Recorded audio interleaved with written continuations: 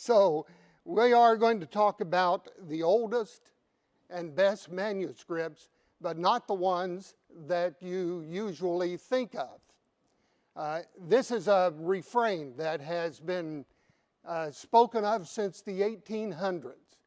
It seems like, and if I can judge from the recent debate that took place, the critics, the critical scholars, seem to have all these arguments that never change.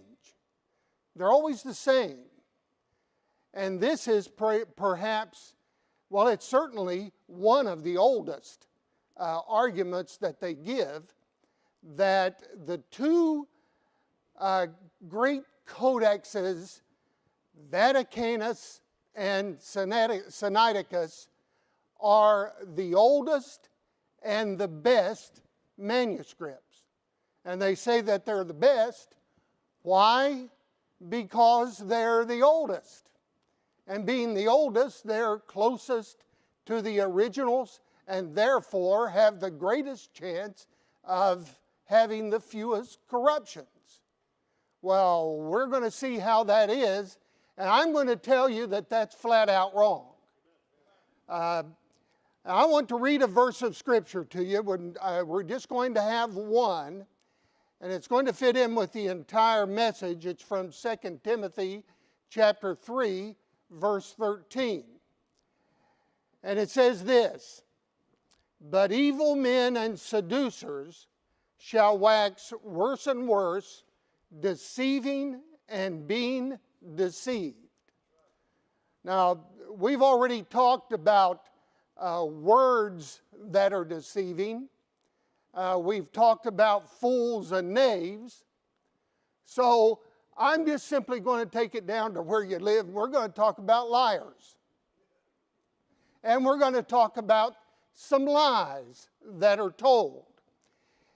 I'm going to start out by giving you a quote, a couple of quotes, and I'm also going to take a chance on losing you right from the beginning here, but bear with it. I'll bring this down to where you can understand it. The way these guys talk sometimes is so far and above the ordinary man that you can't always get it. The first one is by a fellow named Wilbur Pickering. Now, Wilbur Pickering is actually more on our side than he is on the side of the critical scholars. And he believes what I believe, and that is the true line of manuscripts is called the traditional text or Byzantine text. And he said this: "For someone who claims to be a Christian to exclude the supernatural from his working model is to involve himself in a contradiction. He claims to be a Christian, but he works like an atheist. Anyone who excludes the supernatural from his thinking obviously does not have the Holy Spirit and is therefore wide open to satanic interference in his mind." Now, if you think about it just for a minute, the reason that the critical scholars tell us a series of lies that they never seem to have changed in over a century of searching out new manuscripts and collating manuscripts and just getting flat out headaches from looking at manuscripts, and they never seem to update their lies. It isn't because they know more than you do. It isn't because they've learned more than you do. It's because they have a different heart than you've got. They have a different attitude than you've got. Now, this quote by Pickering was somewhat explained by Edward F. Hills a number of years ago, who wrote a book on the defense of the King James Bible. He said, "After the commencement of the 17th century, rationalists began to arise who laid aside the theological approach to the New Testament text and took up in its stead a naturalistic approach which makes no distinction between the text of the New Testament and that of a purely human book. Denying the common faith, they handled the New Testament text in a wholly secular way. In other words, when they started to look at the New Testament, they started to look at the ancient manuscript evidence, they threw away the idea of God's inspiration of the New Testament. And they threw away any consideration that God preserved the New Testament. And when they looked at the New Testament, they saw it with the same eyes and the same attitude they would have if they were looking at Homer or the Iliad or Plato or Aristotle or any other ancient writing. It's the same thing to them. There's no distinction. And if a person does that, then he not only takes a purely intellectual view, but he shuts himself off from the illumination of the Holy Spirit. He makes himself blind, willfully blind. And that's why Westcott and Hort and some of the old guys in the 1800s came up with all these textual theories and all of these stories that they tell people, and they have had very little change for well over a century. They're still telling the same stories. No matter how often they're refuted, it doesn't make any difference. So we go back to our text. Evil men and seducers shall wax worse and worse, deceiving and being deceived. So we're going to look at a series of lies. But I'm not going to leave you with the lies. We're going to look at some truth too. And we're going to look at some facts. If you really want a solid factual view of manuscript textual history, you're going to get a little bit of that this morning. So, the first great lie is that Vaticanus and Sinaiticus are the oldest and best manuscripts. Now, I've already said that. We've heard that probably 50,000 times, if we've heard it one time. But let me remind you of a little bit of background. There are over 6,000, or there are almost 6,000 Greek manuscripts of the New Testament of various types. Some are written in capital letters, and they all have their special language to describe these things. They call them majuscules, uncials, and some of them have small cursive letters, but you don't want to say lowercase letters like the common man would. You want to say minuscules. And that's not a restaurant menu, but there are thousands of them, so I suppose you could look at them like a menu. But the scholars have divided all of these manuscripts into three basic categories. The first category is the traditional text. They call it usually Byzantine. I like the term traditional because it's the traditional text Bible-believing Christians have held to throughout history. And that comprises about 92% of all of these manuscripts. And then there's the Alexandrian. Vaticanus and Sinaiticus are Alexandrian manuscripts. They comprise about 4%. They're considered to be the better manuscripts. And then there is Western and miscellaneous, including some odd duck type of categories, Caesarean, and some they don't even categorize. They don't know what they are. So they throw them around, and they're in this category, Western and miscellaneous, which gives us another 4%. Now, the Textus Receptus is a printed Greek New Testament from which your King James Bible was translated. It was translated from the Textus Receptus. The Textus Receptus is traditional text.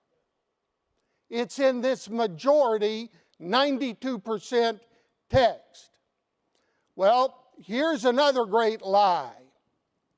The Textus Receptus is based on a few late manuscripts. Late meaning they were dated from about the 11th to the 16th centuries. And that's about 1,000 years after the New Testament was inspired. So how in the world could they possibly be accurate? Why, scribes always make mistakes, horrible mistakes. They're always writing these manuscripts by hand.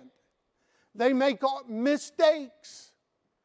And I know mistakes are made. I sat down to type out in a book one paragraph. And I think I must have made about 8 or a dozen mistakes. Fortunately, I think I went back and corrected them. But if you ever pick up the book, you'll probably still find one of them there. People make mistakes. Obviously they do. But the idea is that mistakes accumulate themselves over the centuries, and they get worse, and they get worse, and they get worse, and they get worse. Now, never mind the fact that these manuscripts that were used for the Textus Receptus were copied from even older manuscripts, that were copied from even older manuscripts, that were copied from older manuscripts all the way back to the beginning. Never mind that. Never mind the fact that the Christians cared about the accuracy of their Bible. Never mind the fact that they were very careful in their copying. We're going to find out in a few minutes exactly how careful they were. But they were careful. Now, as far as the few manuscripts that were used for the Textus Receptus, that's one of the oldest lies that there is. A man named Erasmus compiled the first edition of the Textus Receptus, and he printed it, and it was printed in 1516. He was a traveler. He had traveled all over Europe. And finally, in 1515, he ended up in Basel, Switzerland. And that's where he printed the first edition. And there were a handful of manuscripts there in Basel, Switzerland, and the scholars act like those handful of manuscripts are the only ones he ever saw. But Erasmus, for well over 10 years, had been traveling in Europe, and he had been scouring universities and monasteries and churches looking for manuscripts. And he had gone from England to Italy to Rome and had access to the Vatican Library, and he even studied some advanced Greek in Italy. And he was all over looking for manuscripts and taking notes and compiling information. He didn't keep them all because he wasn't allowed to. But he saw them, and he took notes, and he copied things. He had access to a great deal more information than the critical scholars would allow you to believe. They lied to you. And it isn't just that they are determined to be liars, they themselves are deceived. I graduated from Cedarville University, How many of you here have ever heard of Cedarville University? Okay, we got a few of you here. It wasn't a university when I graduated, just a college. And it was affiliated with the General Association of Regular Baptist Churches at the time. And the best I can figure out now it's affiliated with the Southern Baptist Convention. So you're looking at a man who graduated from an upstanding Southern Baptist college. As if that means a thing. As a matter of fact, I kind of wish it was a little different. But when I was there, not a single professor was a King James or a Textus Receptus man. Now, bear in mind, they all used the King James, most of them, when they preached, because that's how it was in those days. The people in the churches expected that. But when they got in the classroom and they taught you Greek, they used the critical text to teach you Greek. So I was taught Greek using the critical text, but I had a copy of the Textus Receptus. And I still didn't believe it. And they didn't overcome my convictions, because before I went there, I knew where I stood on the Bible. And I've never changed it. So they taught me things that have, in all my studies after that, I've learned were lies. So here's a lie. The Textus Receptus is based on a few late manuscripts. Here's yet another lie. No traditional text manuscript is older than the 5th century, or, as one man said, older than the 4th century. Now, the 4th century is where the critical scholars date Vaticanus and Sinaiticus. I don't believe they're that old. And if you want to know why and more information about that, then go to Brother Sorensen's book tables and he'll show you what book you ought to get. And go to the KJBRC website and listen to some of Dr. Sorensen's messages on that subject. And you'll find out that Vaticanus and Sinaiticus are not very old at all. But the critical scholars have dated them 350 AD. And no traditional text is supposed to be older than that.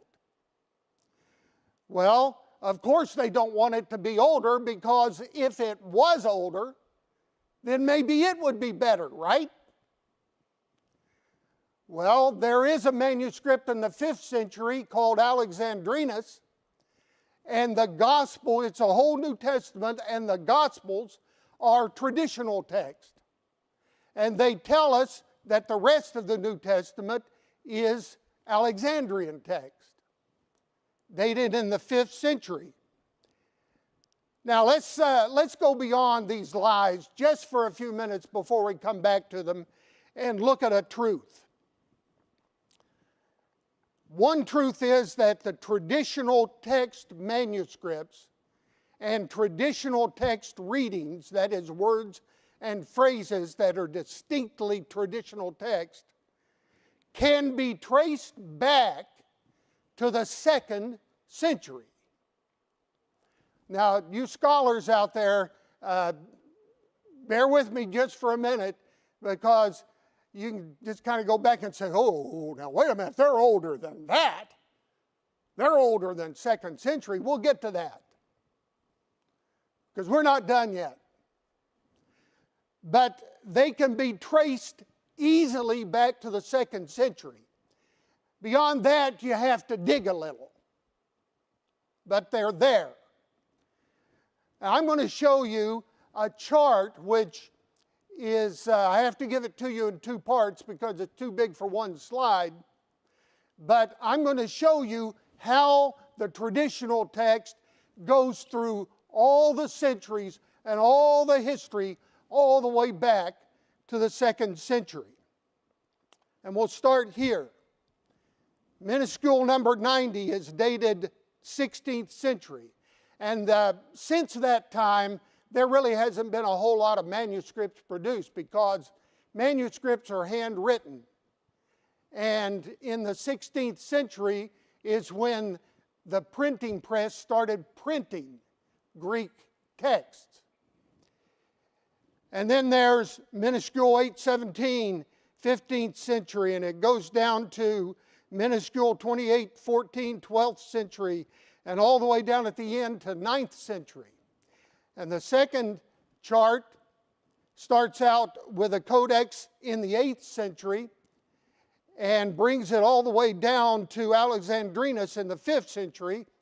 And notice that the last three on that chart start out with a P. And P stands for papyrus. Now these others are all made probably from parchment. Almost all of them are. But these are made from a real cheap paper that was produced by the papyrus reed that largely grew along the Nile River. It was real cheap. I've read it compared to newspaper print.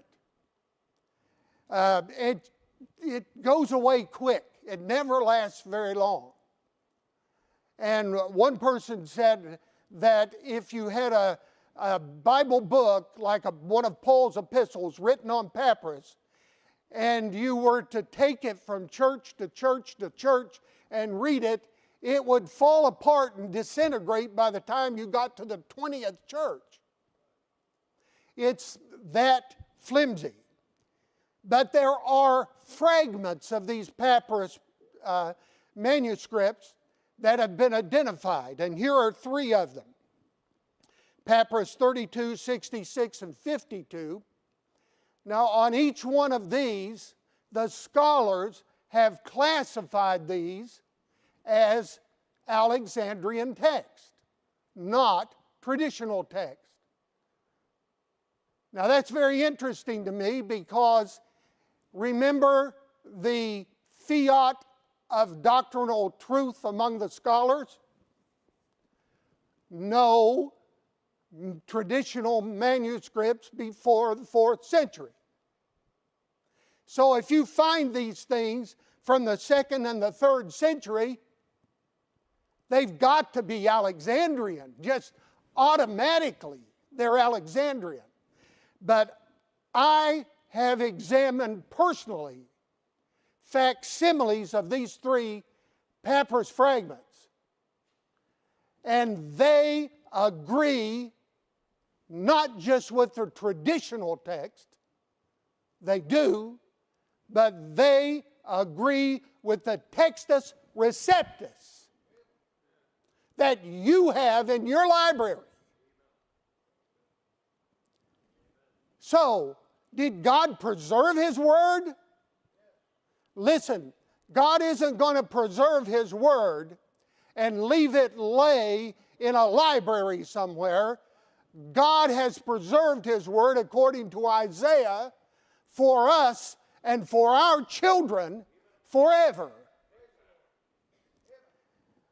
Now, let's get another truth.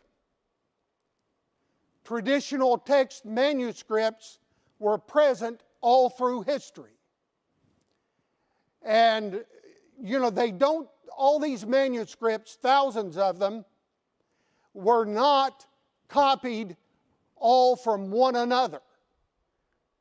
They can be proven, many of them, to be independent lines of transmission, and yet largely in agreement with each other, almost entirely in agreement. And they are present, according to the chart I just showed you, every century from the 16th century to the 2nd century. They're present. But yet we've got another lie. We'll look at a lie and a truth here. Here's a lie that's always told. All ancient manuscripts have errors because scribes were careless.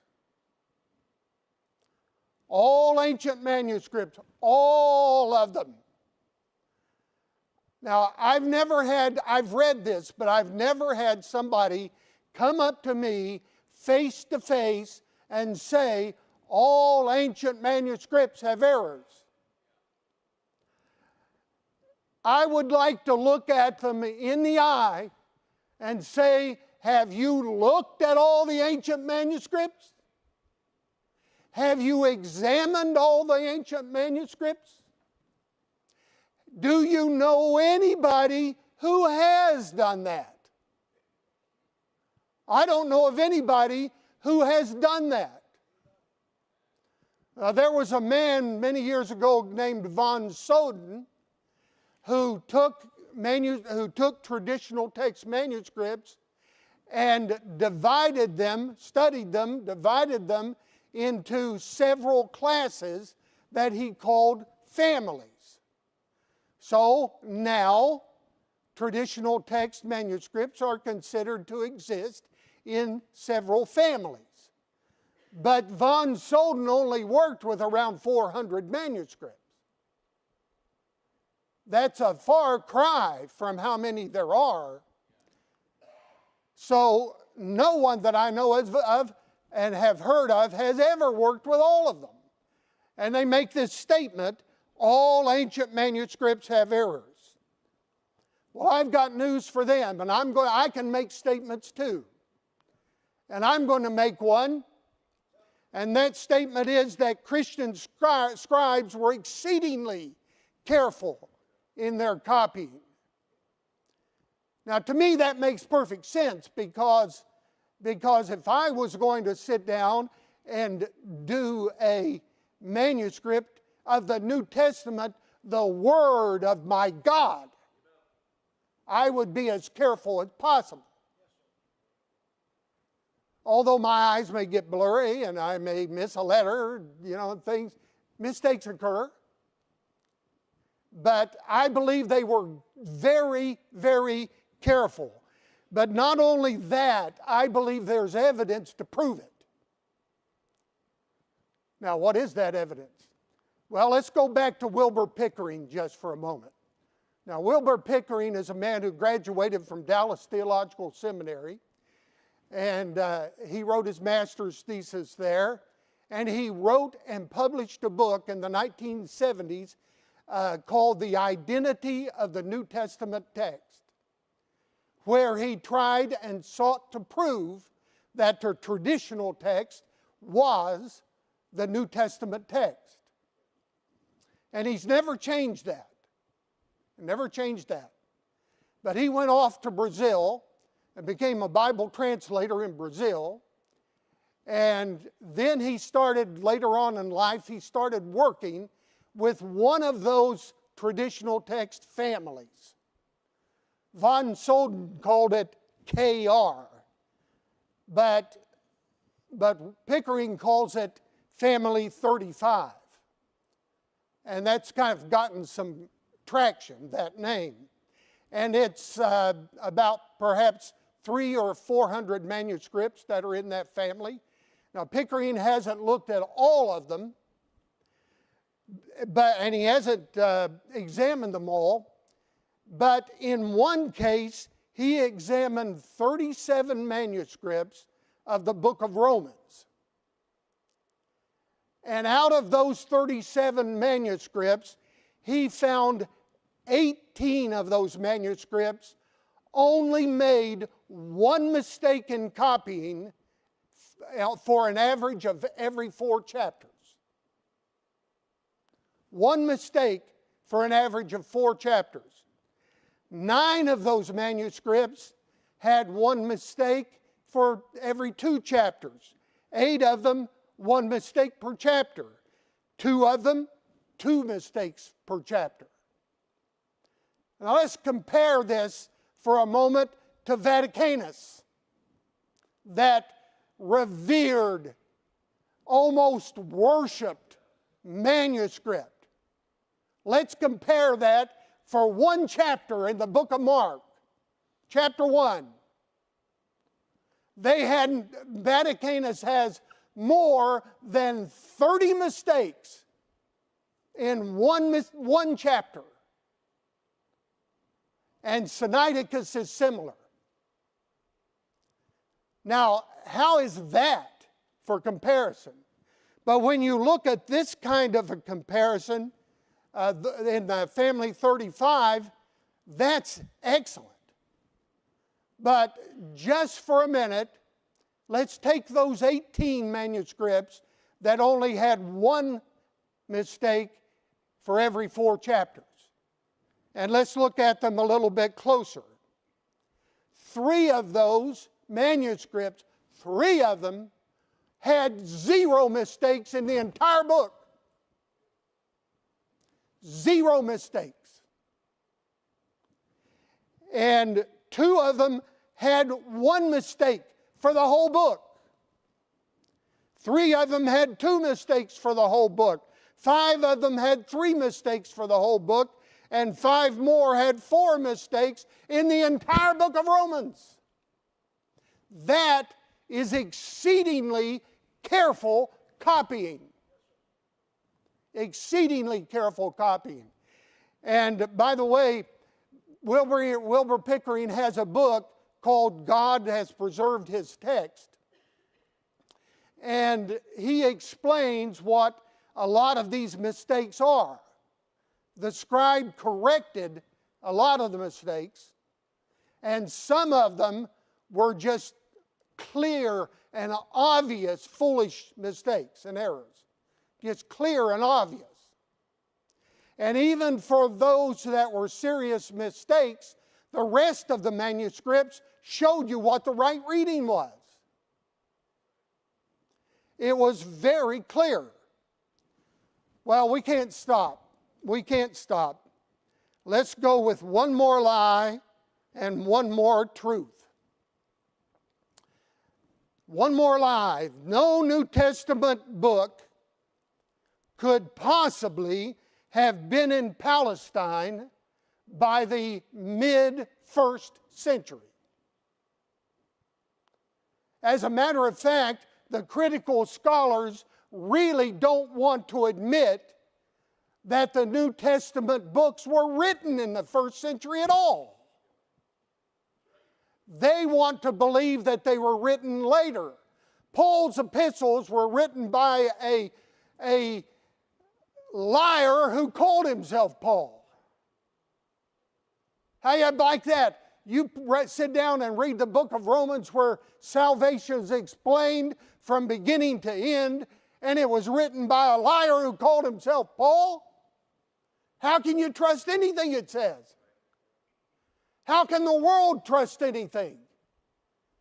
Is it any wonder that our world has gone into pagan nonsense and madness? There is no Bible to hold them back. It doesn't exist anymore. The scholars want to get complete rid of it. But they don't want to be obvious about it because they want to keep their personal income for being a scholar.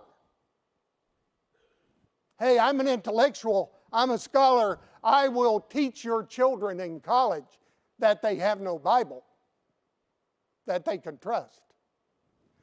Well, I believe the truth is that some of the New Testament books were actually written in Palestine, like the Gospel of Mark. Some of them were written in the early, the mid to early and a little bit later in the 1st century, and getting to Palestine would have been no trick at all. Well, they did. They made it. And you don't have to believe that because I tell you. You have to believe that at all because I say it. Let me show it to you. And before I do, I'll give you a little bit of background. You've all heard of the Dead Sea Scrolls. Well, they were discovered around 1947, and they were taken, the Dead Sea Scrolls were a bunch of scrolls and fragments that were taken out of a series of 12 caves on the northern end of the Dead Sea between 1947 and 1956. And there was one cave that was researched in 1955. It was Cave 7. And what they found there was astounding. Absolutely astounding. They don't believe it, but it's astounding. They brought out a series of 18 papyrus fragments. And some of them were in a couple, 2 or 3 different pieces. But they brought them out, and there was a 19th fragment which they couldn't bring out because it had dissolved away completely. Well, then how did they know about it? Well, strangely enough, everything had dissolved away except the ink. And the ink was embedded in hardened mud and could be read. So they photographed it. So there were 19. Some of them were unidentifiable. They were just too small and too damaged. A few of them. That was about, say, 6 or 7 of them. And the first 2 were found to be from the book of Exodus and from an apocryphal writing called the letter of Jeremiah. That's what they determined. But there were a whole series of them that they couldn't identify. They didn't know what they were. So they called in one of the leading, most respected and renowned papyrologists in the entire world, a man named Jose O'Callaghan.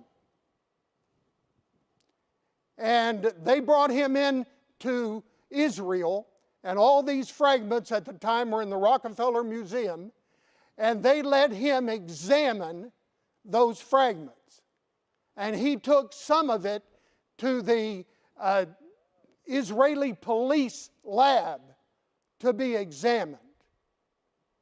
And he expected, right along with everybody else, that they were going to find Old Testament or Old Testament Apocrypha on all of them. Well, that would have been wonderful. He would have been held as a great hero had that been the case. Well, the first thing they knew, of course, is that none of these fragments could be any later than 68 AD, when John and some of the apostles were still living. And so O'Callaghan examined them. And he was astounded because they were not Old Testament. They were New Testament. And here's a list of them. There are 9 of them, and they're several from the book of Mark, book of Acts, James, Romans, 2 Peter, 1 Timothy. And O'Callaghan identified them, and suddenly the most renowned papyrologist in the world was ostracized. And he was hated, and it was denied. Every textual scholar, every New Testament scholar, they all said, no, this couldn't possibly be. And why couldn't it be?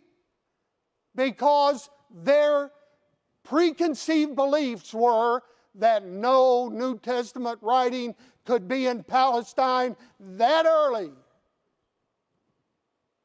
And they weren't willing to give up their religious, doctrinal bias.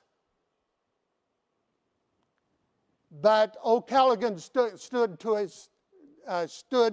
where he stood, and he stood on this, and for years he fought the battle. And then another well-known, renowned papyrologist, Peter Karsten Thiede, stepped in and backed him. And other papyrologists said, hey, he's right.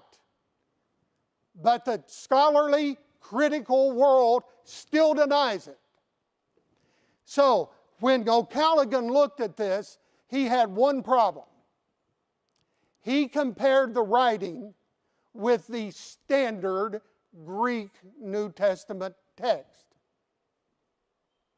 And the standard Greek New Testament text to him was the Nestle-Aland text.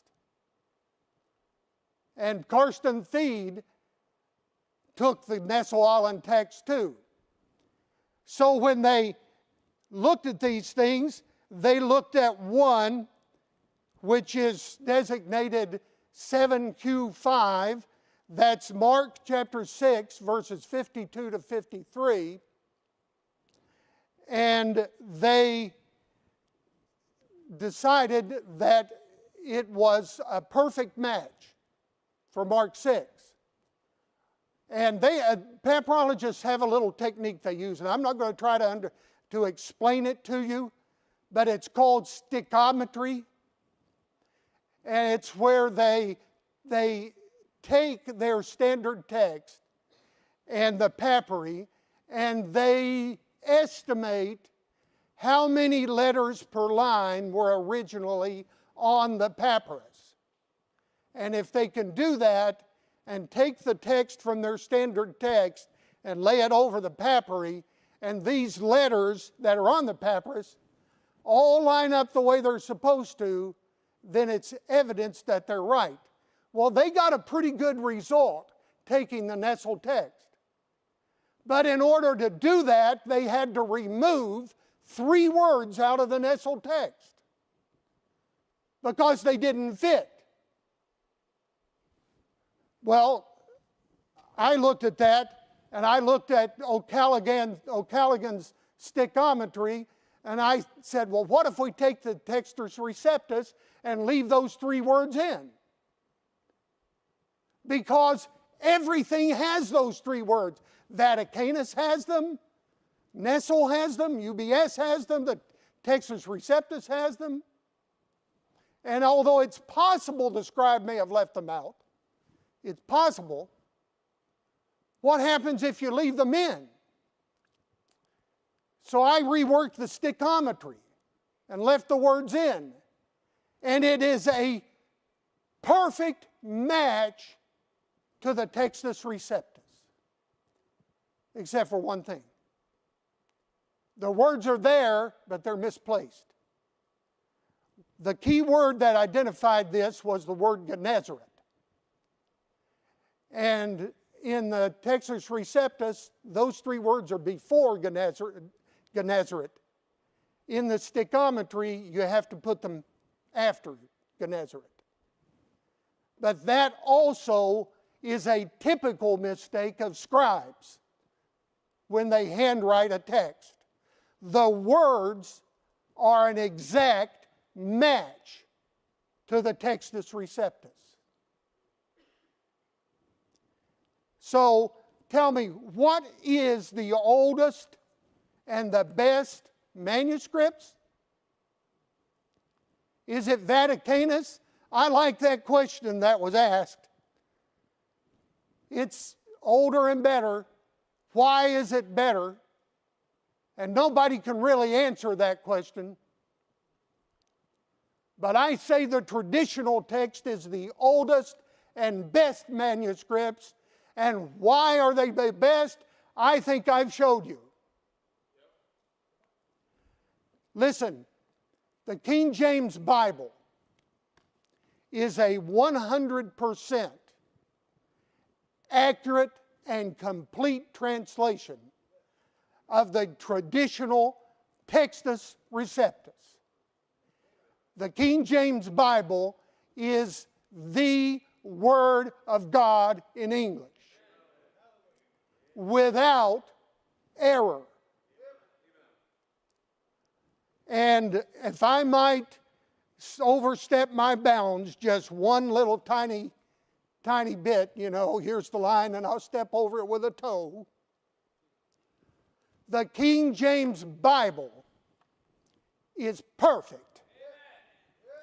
Now the reason I say perfect is because the definition of perfect is accurate and complete.